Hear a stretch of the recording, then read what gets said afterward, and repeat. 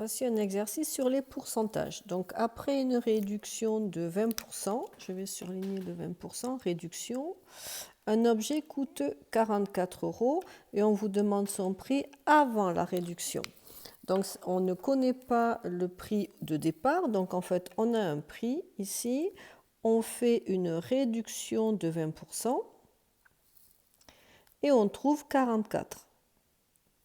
Donc attention, l'erreur à ne pas commettre, en fait, c'est de dire que puisqu'on a fait une réduction de 20%, pour revenir au prix de départ, il suffit de faire une augmentation de 20%.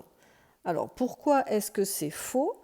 Quand vous prenez les 20% pour faire la réduction, ce nombre, vous le prenez sur ce nombre-là.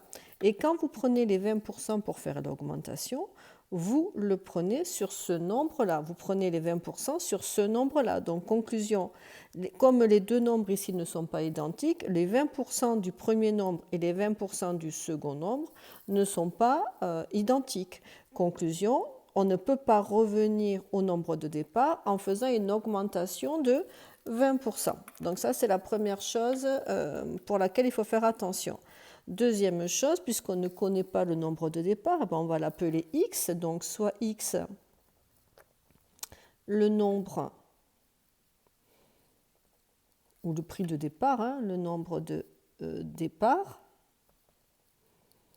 Dans la leçon, on a une réduction. On a vu que pour faire une réduction de 20%, donc nous on a vu avec le cas général avec A%, il suffit de multiplier le nombre par 1 moins 20 sur 100.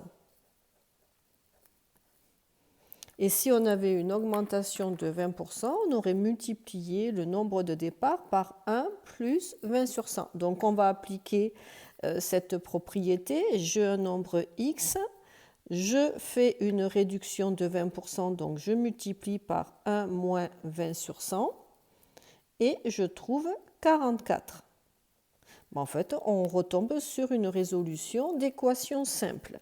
Donc x multiplié par 1 moins 20 sur 100, donc il y a deux façons de calculer, soit on met tout au même dénominateur qui est 100, et ça vous fait 100 moins 20 sur 100, ce qui donne 80 sur 100, et 80 centièmes, ça fait 0,8.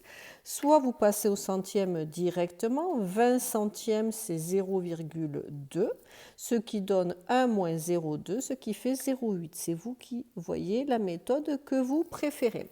Donc maintenant j'ai un nombre, je le multiplie par 0,8 et je trouve 44. Pour trouver le nombre x, on va diviser le tout par 44, ce qui vous donne 44 sur 0,8 et 44 sur 0,8, ça fait 55. Donc le prix avant réduction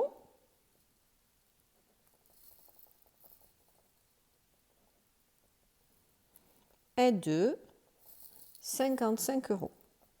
Voilà. Donc, ce qui est important, c'est ceci. Voilà. Donc, on s'enlève cette erreur de la tête. Si on augmente, si on réduit un prix de 20%, pour revenir en arrière, surtout, c'est pas comme si on augmentait le nouveau prix de 20%. Donc, à part cette confusion-là, en fait, on déroule le cours, on applique la propriété et on résout une équation que l'on a vue, puisqu'il suffit de diviser.